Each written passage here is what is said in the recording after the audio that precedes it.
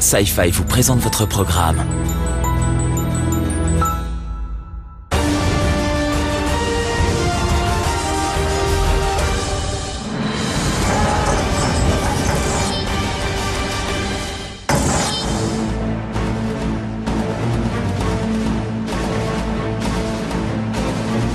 Bienvenue dans Legend Quest. Nous allons partir à la recherche des reliques les plus fascinantes de l'histoire en compagnie d'Ashley Cowie.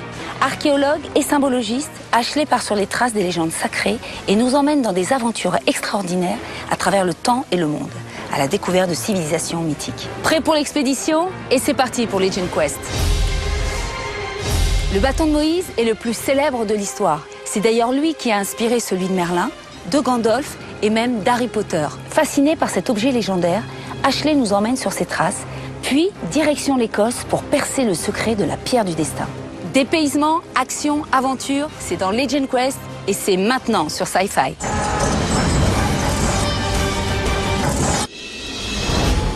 Aujourd'hui dans Legend Quest, je parcours les déserts du Moyen-Orient à la recherche du légendaire bâton de Moïse. Bingo! Puis la campagne écossaise. Aucun symbole sur les côtés. C'est une réplique. En quête de la pierre du destin, symbole de souveraineté. Regarde ça. Une trappe.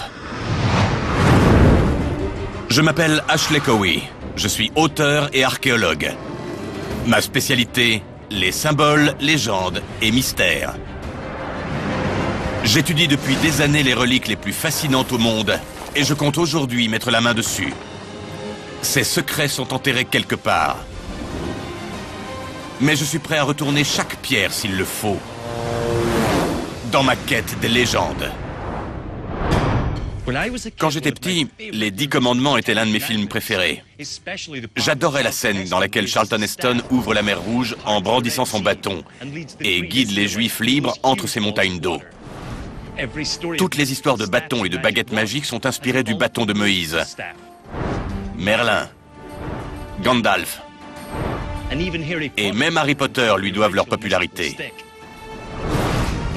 Mais contrairement au leur, celui de Moïse aurait bel et bien existé. Selon la tradition orale, il aurait été taillé dans une branche de l'arbre de vie et sculpté de mystérieux symboles prophétisant les 10 plaies d'Égypte. Il aurait été transmis à toute une lignée de prophètes, avant que Moïse ne l'empoigne, et plus tard accomplisse la prophétie en infligeant des châtiments aux Égyptiens. Il déchaîna une tempête de grêle et des nuées de sauterelles. Durant l'Exode, son bâton lui permit de sauver les Juifs en ouvrant la mer Rouge et en créant Kadès Barnéa, une oasis qui leur fut salutaire, en faisant jaillir l'eau d'un rocher. Il s'agit du dernier emplacement connu de la relique. Pendant des générations, on l'a recherché en vain. L'un de ses plus grands pouvoirs serait de contrôler l'eau. Je pense donc que la piste de l'eau est la clé qui nous conduira à elle, en commençant par l'oasis de Kadès Barnéa. Mais ce lieu mystérieux n'a jamais été localisé. Je me rends donc en Jordanie, dans une église ancestrale qui pourrait nous révéler le secret de son emplacement.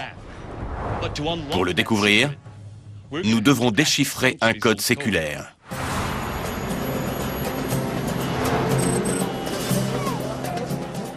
C'est dans le centre de Madaba que se trouve la première carte connue de la Terre Sainte. Une mosaïque recouvrant le sol d'une église dont personne n'a établi la relation existant avec le bâton de Moïse. Grâce à elle, nous allons tenter de localiser le dernier endroit où le bâton a été aperçu. Une oasis baptisée Kadès Barnéa. Bonne idée, Ashley. Les visiteurs ne peuvent admirer cette carte que derrière un cordon. Mais j'ai obtenu l'autorisation de la voir de plus près.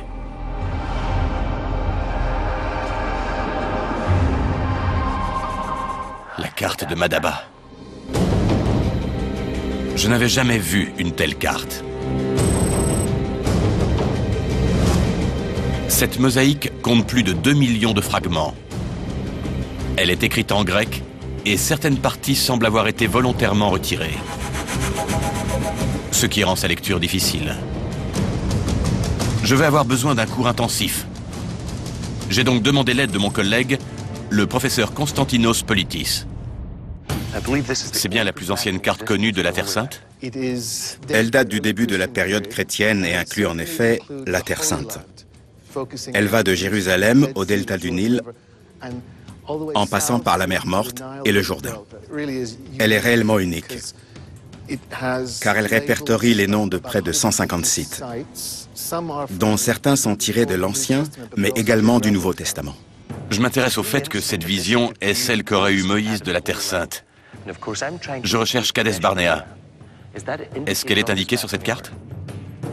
Elle n'y est pas. Ça ne me facilite pas la tâche. Il va me falloir trouver un autre moyen de localiser ce lieu mystérieux. Moïse aurait traversé cette région? Certainement. En regardant de plus près, je remarque d'étranges symboles. Qu'est-ce que ça représente? Les montagnes du désert du Negev. C'est probablement l'indice qui nous manquait.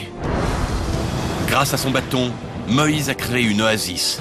Il nous faut donc trouver une vallée sur la route de l'Exode qui pouvait retenir une grande quantité d'eau. S'il avait fait jaillir l'eau de l'un de ces sommets, la vallée située entre ces montagnes serait l'endroit idéal où créer Kadès Barnéa. Mais celles-ci sont mal situées, du moins si l'on en croit la carte de la mosaïque.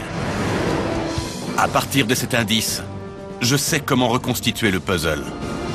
Merci, professeur. Bonne chance. Kinga, d'après moi, si Kadès Barnéa existe, elle se situe quelque part au pied de ces montagnes. Voilà ce que je vais faire. Mettre la technologie au service de l'archéologie. Nous allons superposer une carte actuelle à celle de Madaba. Nous devons d'abord la disposer dans la bonne direction.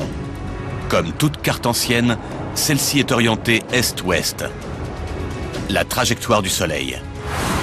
Puis tracer la route approximative de l'Exode sur notre carte actuelle. Les outils utilisés par les cartographes de l'époque manquaient de précision. Il nous faut donc enfin la repositionner à partir de 3 points connus. D'abord, Jérusalem. D'accord. Ensuite, Beersheba au sud. Et enfin, Gaza à l'ouest. La technologie va faire le reste. Regardez bien. Grâce à cette méthode, Gaza se retrouve ici, Jérusalem au nord et Beersheba au sud. Les montagnes se situent donc tout au sud, sur la route exacte de l'Exode. J'ai trouvé. Avdat. Kadès Barnéa serait donc la ville actuelle d'Avdat, qui est située en bordure de ces montagnes sur la route de l'Exode. On reprend la route. Direction l'Israël.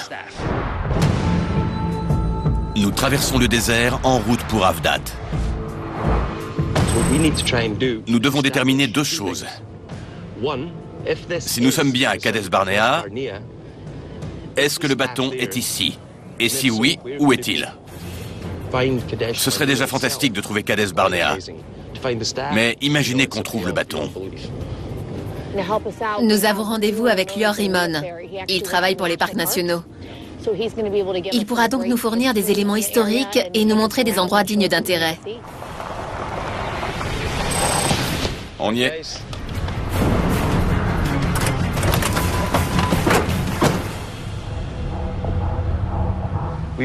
D'après nos recherches, ce site pourrait être l'ancienne Kadès Barnéa, le lieu où Moïse a emmené les Juifs et a fait jaillir l'eau de la roche. C'est possible. C'est la plus grande source de la région.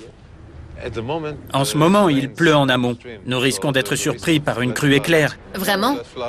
Oui, des vagues de boue hautes de 2 mètres qui balayent tout sur leur passage. On peut descendre avant l'arrivée de ce nuage? Bien sûr. Allons-y.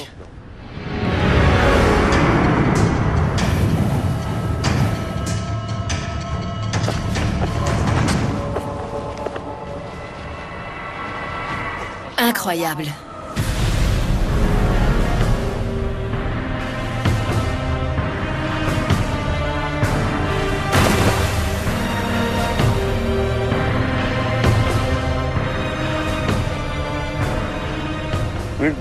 Il pourrait s'agir de Kadesh Barnea, l'un des lieux les plus mystérieux décrits dans la Bible.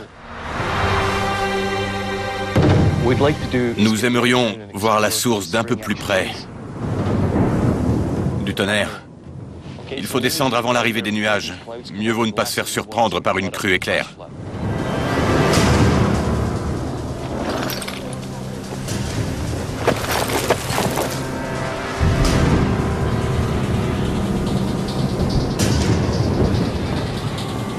L'orage se rapproche.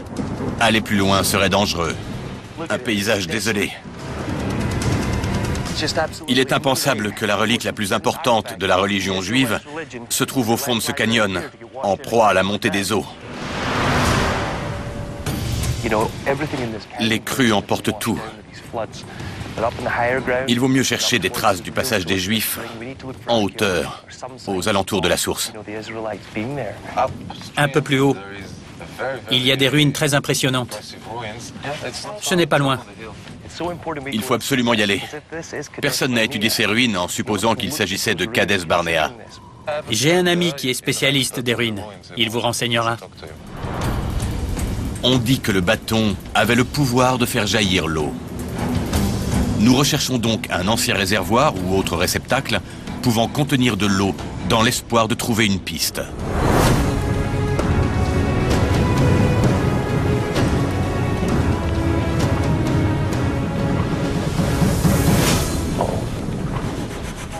J'ai fait une découverte très intéressante. Un aqueduc au beau milieu du désert. Exactement le genre de piste que l'on recherche. Il mène à un réservoir qui semble encore plus ancien. Probablement l'indice qui relie Avdat au bâton. Nos recherches nous ont menés en Israël, dans des ruines millénaires proches d'une oasis. J'y ai découvert plusieurs aqueducs, aboutissant à un réservoir qui pourrait être d'origine juive.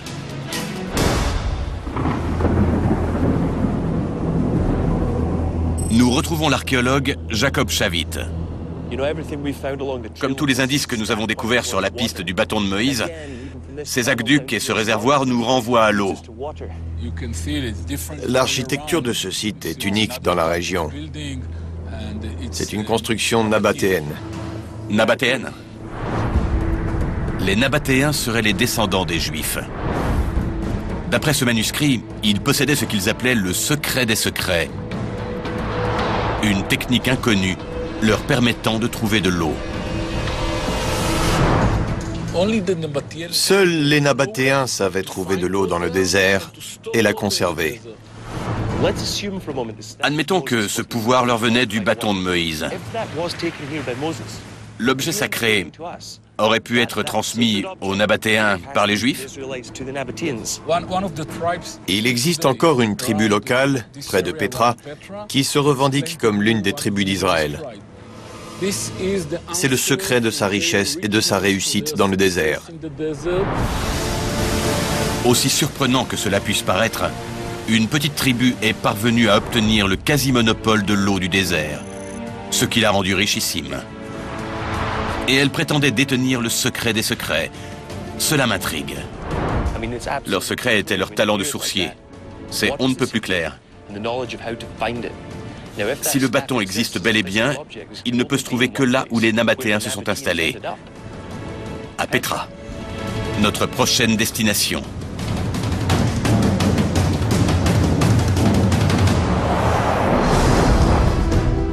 Nous voilà lancés sur les traces des Nabatéens, en route pour la ville de Pétra, en Jordanie. Un immense temple y a été sculpté dans le grès.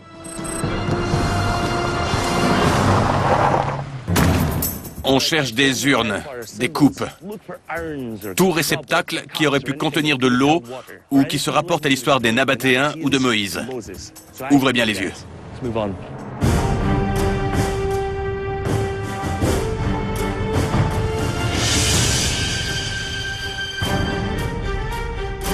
Nous empruntons un couloir par endroits large d'à peine 3 mètres et dont les parois culminent à près de 200 mètres. Voilà un premier puits.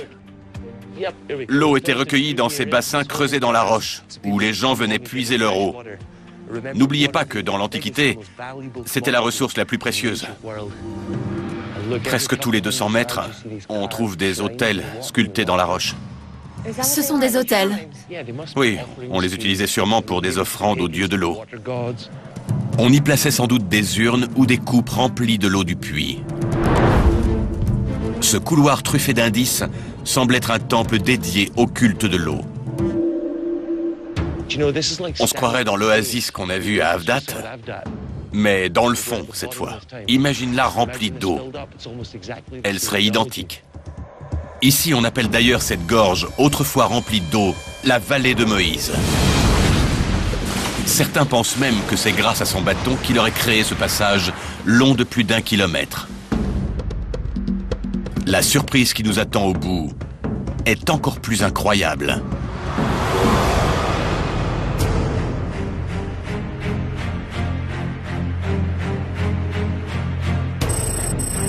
Dans le film, c'est à l'intérieur de ce temple qu'Indiana Jones avait trouvé le Saint Graal. Mais c'est à l'extérieur que j'y découvre le mien. Une urne haute de 3 mètres, sculptée au sommet de la façade. Une urne est un vase destiné à accueillir de l'eau, tout comme le bâton de Moïse la faisait jaillir. Celle que nous trouvons sculptée dans la roche est gigantesque et à la vue de tous. Mais le temps a effacé la plupart des gravures. Je vais avoir besoin de l'aide d'un descendant des Nabatéens que Kinga a contacté. Ashley. Enchanté. Merci d'être venu. Je vous en prie. Il connaît parfaitement cet endroit. Espérons qu'il nous explique ce qui relie l'urne géante au bâton. Je recherche le bâton de Moïse. Que savez-vous de cette urne? Elle est en très mauvais état. Ce monument sculpté par les Nabatéens a été un symbole de l'eau coulant de la source de Moïse. Exactement le genre d'indice que je recherche. La source de Moïse pourrait être une référence directe à son bâton. La source du secret des Nabatéens. Et si nous trouvons la zone qui approvisionnait Petra en eau, des indices nous mèneront peut-être au bâton. Les Nabatéens étaient de grands sourciers, non? Ils collectaient chaque goutte de pluie. Leur eau venait de la source de Moïse qui coule au-dessus de Wadi Moussa. Wadi Moussa signifie vallée de Moïse, l'ancien nom de la région. Nous assemblons peu à peu les pièces du puzzle. Si cette source coule du sommet de la vallée de Moïse, nous devons trouver une montagne d'où le bâton aurait pu faire jaillir l'eau, comme celle qui nous a conduits à l'oasis de Kades Barnea. Peut-on voir la source de Moïse? Personne ne sait où elle se trouve. Selon mes grands-parents, ce serait sur le mont d'Aaron. Le mont d'Aaron? Les gens de Wadi Moussa s'y rendaient. Il culmine à 1350 mètres au-dessus du niveau de la mer. Le point culminant de la région? Absolument. Comment y aller? Il faut descendre ce canyon et gravir la montagne jusqu'en haut, en gardant toujours le même cap.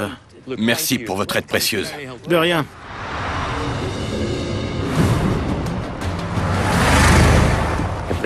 Si le bâton a été déplacé, c'est certainement au sommet de la montagne qui surplombe toute la région.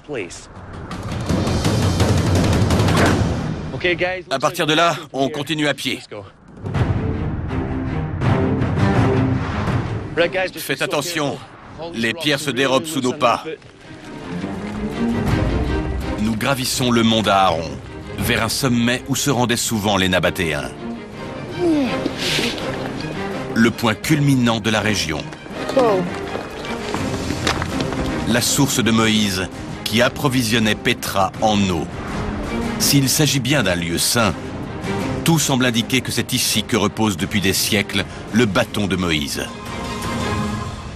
Encore des marches. C'est raide.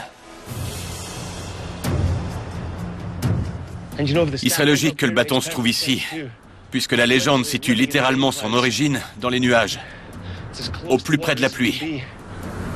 Cette découverte dépasse toutes nos espérances. Bingo!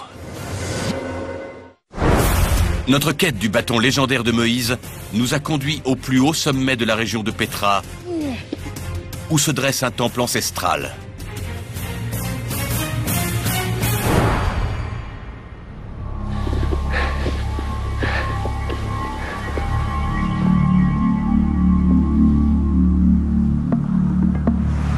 La partie haute de l'édifice date du XIVe siècle, mais le reste semble bien plus ancien.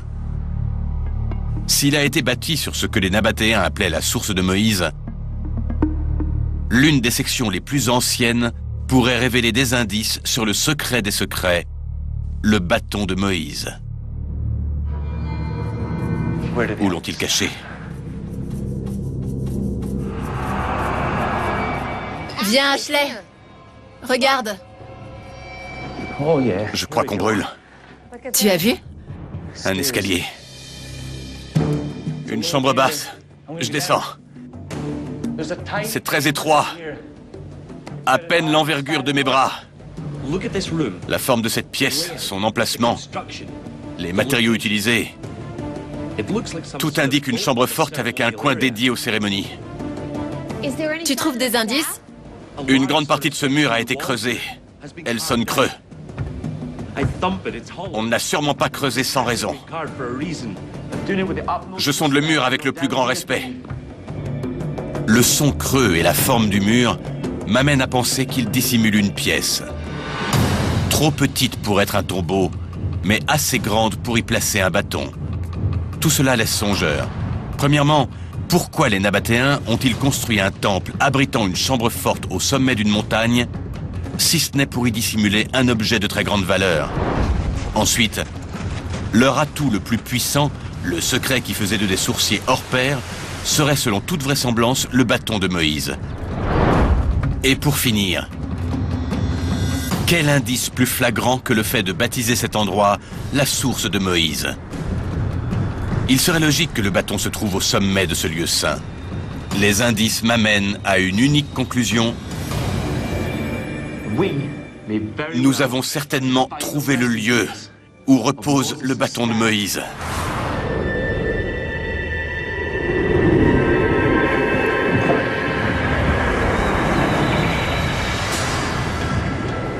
On ne voit plus rien.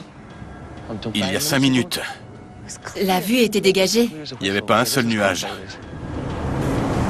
Je ne suis pas quelqu'un de spirituel, mais nous avons gravi 500 mètres sous un ciel parfaitement dégagé, et quand je suis ressorti du temple, les cieux nous avaient engloutis. J'ai le pressentiment que nous nous sommes approchés au plus près de la légende du bâton de Moïse. Qu'il se trouve ou non au sommet du mont Aaron, nul ne peut ignorer les liens existants entre ses pouvoirs et les Nabatéens descendants des Juifs, qui ont bâti un empire grâce à leur capacité quasi surnaturelle à trouver de l'eau au milieu du désert, la même que Moïse, des milliers d'années plus tôt.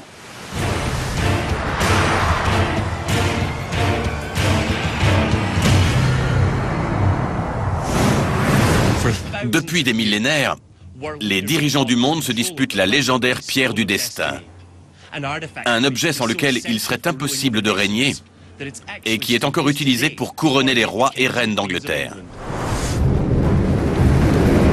La légende raconte qu'une mystérieuse pierre s'est écrasée sur la terre il y a des milliers d'années.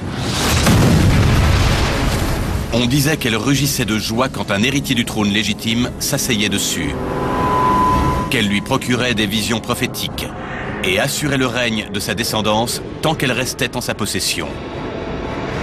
Des tribus, des clans, des nations se la sont arrachées des siècles durant, jusqu'à ce que les premiers colons écossais la portent sur l'île d'Iona, avant qu'elle soit emportée à l'abbaye de Scone, où pendant plus de 300 ans, elle a uni l'Écosse sous l'autorité d'un même roi. Puis en 1296, Édouard Ier d'Angleterre mit à sac l'abbaye et emporta la pierre à Londres, où elle fut incrustée dans une chaise de couronnement encore utilisée. L'histoire ne s'arrête pas là. Par un acte de diplomatie, elle a été récemment rapportée en Écosse et conservée au château d'Édimbourg. Les moines de Scone auraient échangé la pierre avant le pillage. Et Édouard Ier aurait pillé une réplique. Je me rends en Écosse pour déterminer l'authenticité de la pierre.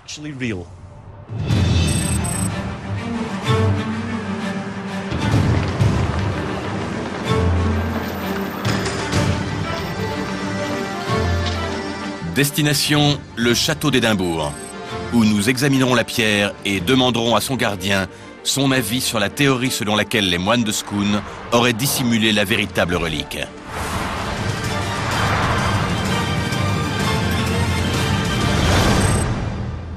Enchanté. De même. Vous devez savoir que pour beaucoup d'Écossais, cette pierre du destin n'est pas l'original, Oui, qu'elle aurait été échangée. c'est possible, mais ce n'est pas mon avis. Selon la principale légende qui atteste cet échange, en 1296, les moines de Scone auraient appris le passage d'Édouard Ier 2 mois à l'avance. Pourquoi les moines gardiens de la chaise de couronnement écossaise la lui auraient donnée sans sourciller? Il pourrait s'agir d'une réplique. Selon une autre légende, Édouard Ier serait reparti avec une pierre. Mais il serait revenu 2 ans plus tard pour inspecter chaque pierre de Scone. Pourquoi aurait-il fait ça s'il possédait la véritable pierre? C'est un raisonnement. J'aimerais beaucoup avoir la possibilité de filmer la pierre. J'ai bien peur que ce ne soit pas possible. Il vous faut une autorisation. En combien de temps pourrait-on en obtenir une? Je travaille ici depuis des dizaines d'années et je n'ai pas le souvenir que nous en ayons donné. Je peux y aller seul? Oui, mais les caméras sont interdites. Vous allez devoir m'attendre ici. D'accord. Vas-y, 5 minutes. mais ne touche à rien.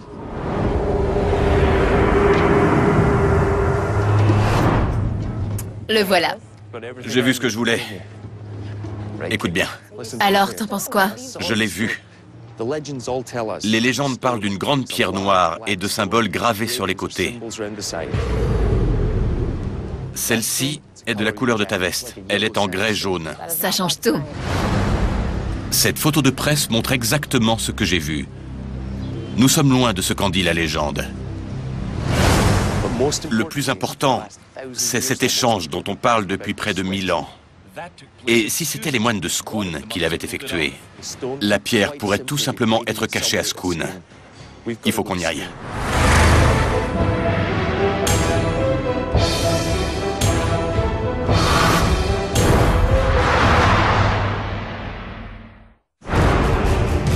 Nos recherches nous ont amenés au château d'Édimbourg, où la pierre qui est exposée semble être une réplique. Nous nous rendons au palais de Scone, le dernier endroit où la pierre a démontré les pouvoirs qu'on lui prête avant le pillage d'Édouard Ier en 1296.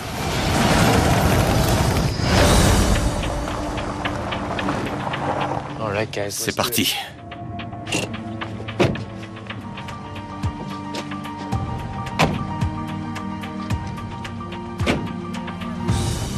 Ça fait froid dans le dos. Voilà Moot Hill, le lieu de la cérémonie de couronnement des rois d'Écosse, au cours de laquelle la pierre servait. Vous voyez ce talus surplombé d'une chapelle? Il est fait de la terre que les rois apportaient de leur région, dans leurs bottes. À un certain moment de la cérémonie de couronnement, ils la versaient aux pieds du roi nouvellement désigné. Au cours de l'histoire, des centaines de nobles écossais ont foulé ce sol.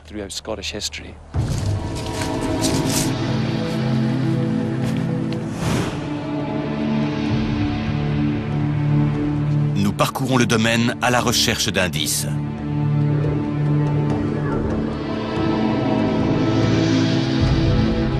Je m'arrête pour examiner le lieu de couronnement de Moot Hill.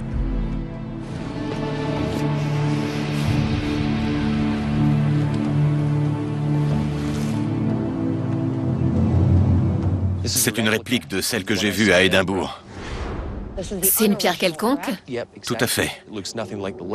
La légende parle d'une pierre noire de cette longueur et de cette largeur. Aucun symbole sur les côtés. C'est une réplique de celle d'Édimbourg.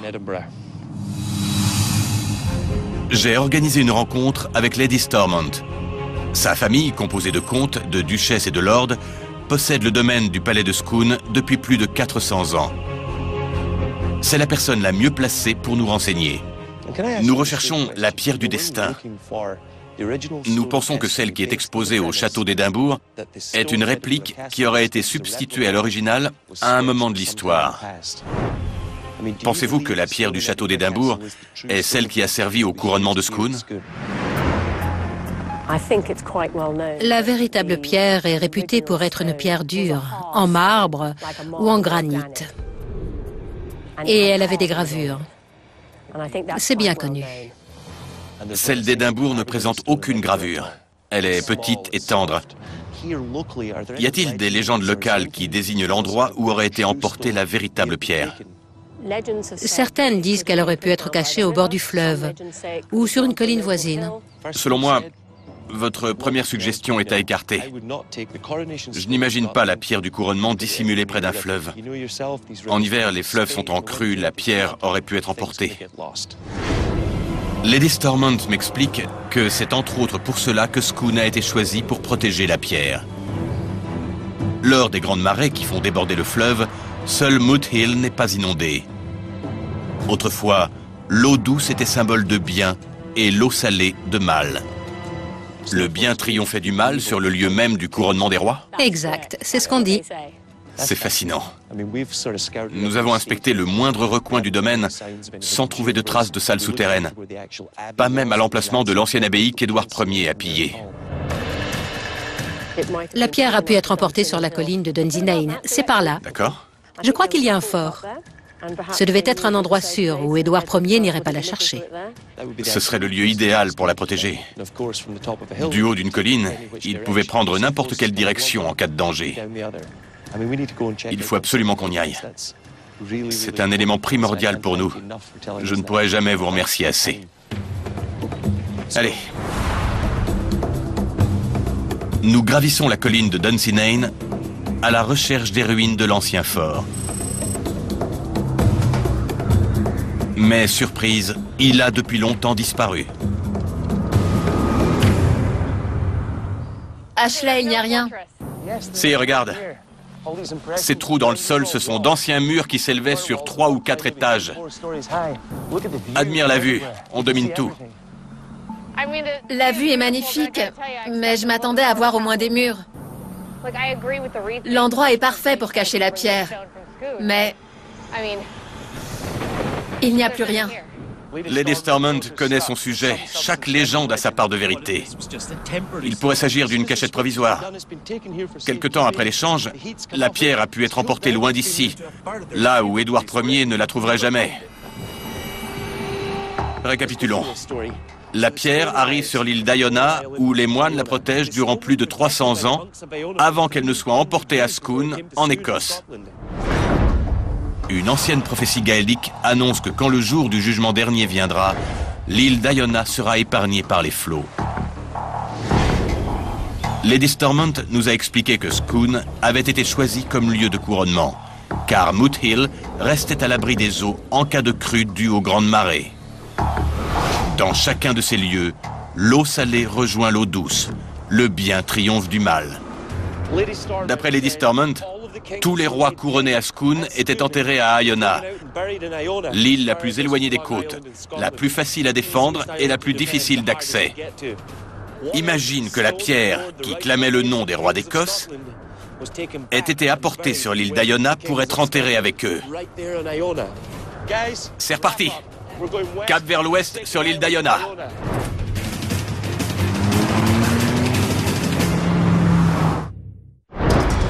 Notre quête de la légendaire pierre du destin nous a menés à Iona, une île isolée au large de l'Écosse. Pour nous guider, je me suis procuré les plans de son abbaye.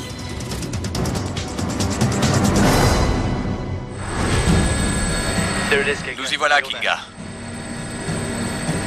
Et voici l'abbaye. Apparemment, à l'époque du pillage de Scone, les moines entamaient la construction d'un nouveau transept, orienté au sud. Le transept est la partie de l'édifice qui forme une croix, comme on le voit sur les plans. Agrandir une abbaye aurait été la meilleure façon de dissimuler une grande pierre telle que celle que l'on recherche. Un transept était généralement décoré de vitraux contenant des messages codés. D'après nos indices, c'est l'endroit idéal pour débuter les recherches. Nous sommes peut-être à 2 doigts de la pierre du destin.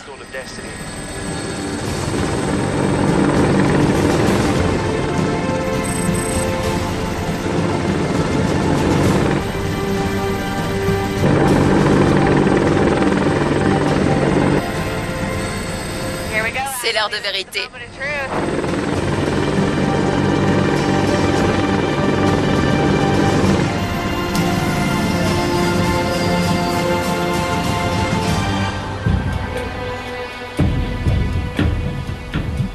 Dépêchons-nous.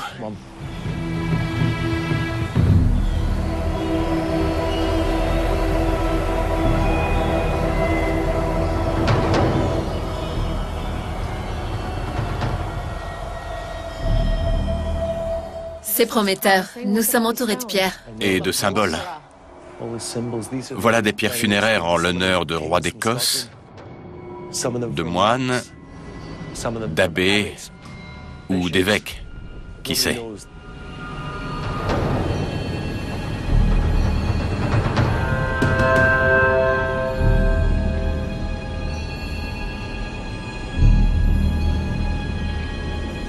Voici le transept sud. Il est orné d'un carreau, mais les vitraux ont manifestement été retirés. Je n'abandonne pas pour autant. Le bas-relief d'une croix. Je remarque des croix et toutes sortes de symboles disséminés un peu partout. L'église a été reconstruite à maintes reprises. Regardez bien en hauteur, au sol. Relevez le moindre indice qui pourrait être lié à la pierre du destin. Ashley, nous sommes sur une île perdue dans une abbaye faite de grosses pierres. Je commence à perdre espoir. À mon avis, on perd notre temps. Garde espoir. Ce que j'ai vu de l'hélicoptère m'a inspiré. L'hélicoptère, c'est sûrement la solution. L'abbaye a été reconstruite plusieurs fois. Si un nouveau transept a été construit, c'est qu'il y en avait un ancien. Les moines ont-ils pu y cacher la pierre? Si c'est le cas, comment trouver ce transept? Il faut retourner à l'hélico.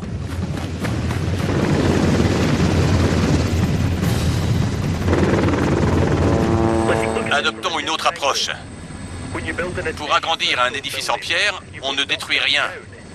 On ne fait qu'ajouter des pierres.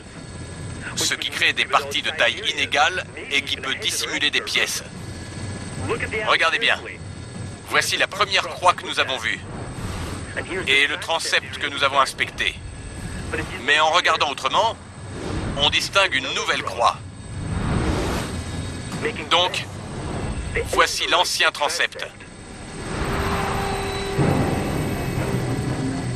Si le roi Édouard est venu ici pendant la reconstruction, il a dû orienter ses recherches sur la partie en travaux, susceptible d'être une cachette. Ainsi, le reste de l'abbaye serait l'endroit idéal où cacher la pierre. C'est là que nous devons chercher. Regardez, cette partie ne figure pas sur les plans. Elle doit faire partie de l'ancien transept. Pourquoi n'est-elle pas sur les plans? Il faut qu'on y retourne. Si la pierre est là, nous aurons percé à jour un secret vieux de 700 ans.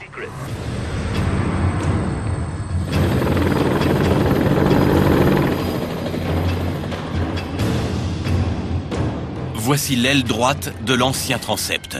Et ici, la partie non répertoriée. Cette porte est minuscule. Elle est bien plus ancienne que le reste. C'est ouvert? Ouais. C'est très étroit. La partie la plus ancienne de l'abbaye. Elle a été rénovée avec du ciment moderne. Mais ces pierres sont d'époque. C'est magnifique et très intéressant. Mais on cherche une pierre. Tu as l'embarras du choix. Pourquoi pas là? Tu crois qu'elle pourrait être incrustée dans un mur? C'est possible. Voilà une grande pierre noire, mais aucun symbole. Je peux déplacer ça? Bien sûr. Tant que tu ne montes pas sur la chaise. Non, Non, aucune gravure. aucune. Cela m'étonnerait qu'il l'ait placée dans un mur. Pourquoi? Elle peut se trouver n'importe où. T'entends? Recommence.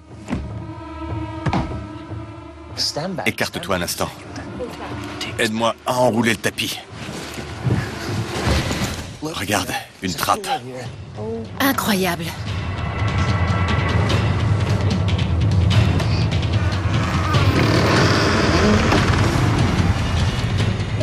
T'as vu ça?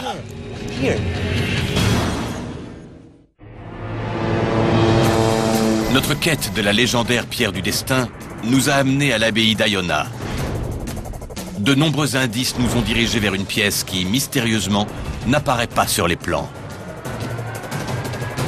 Nous sommes peut-être à 2 doigts de la véritable pierre du destin. Elle peut se trouver n'importe où. T'entends? Recommence. Écarte-toi un instant. Tire-le. Aide-moi à enrouler le tapis. Regarde, une trappe. Incroyable.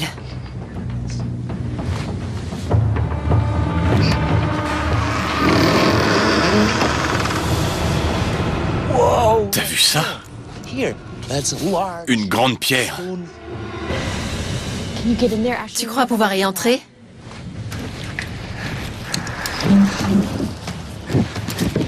De quelle époque ça peut bien dater?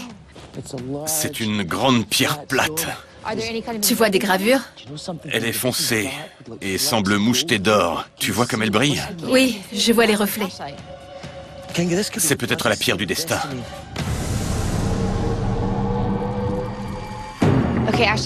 Il faut reprendre chaque élément de la légende. La couleur est la bonne? Oui, elle est foncée. Ce n'est pas du grès. C'est un gros bloc de pierre d'environ 1,20 m de long. Sa taille correspond à celle que montrent les images du couronnement. Elle présente des gravures? On dirait bien, mais elle est difficile d'accès. Je peux pas en faire le tour pour vérifier. Tu imagines ce que ça représente? Kinga, regarde. En dessous, le sol est marqué d'une croix. Là. Tous les indices coïncident. C'est vrai? Tout? J'en tremble. Pense à ce que ça représente. Depuis 1500 ans, elle n'a pas bougé de l'île d'Iona. Tout concorde. La couleur, les dimensions, les gravures, la logique qui nous a amenés ici. C'est incroyable que notre quête soit récompensée par une telle découverte. Tout indique qu'il pourrait s'agir de la pierre du destin, la pierre du couronnement des rois écossais. Il pourrait s'agir de la véritable pierre sacrée. Je ne peux donc pas retirer le plancher et risquer d'endommager la relique. L'étude de cette pierre prendra des années. D'ici là, les Écossais devront patienter avant de savoir si la pierre du destin clamera un jour le nom de leur roi, comme elle l'a fait pendant des milliers d'années.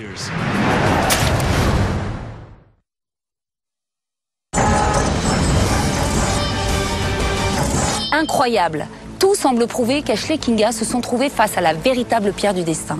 Depuis 1500 ans, elle n'aurait donc pas bougé de l'île d'Iona. Le prochain épisode nous emmènera en Terre Sainte, sur les traces du sceau du roi Salomon. Dans Jérusalem, puis au Vatican, cette quête pleine de symboles cryptés est l'une des plus belles et tortueuses énigmes que nos aventuriers auront à résoudre. Nous partirons aussi en Europe, et plus précisément en Écosse, à la recherche des trésors de Merlin l'Enchanteur. À très bientôt sur Sci-Fi pour de nouvelles quêtes de légende, et d'ici là, faites attention aux symboles. Les signes sont partout.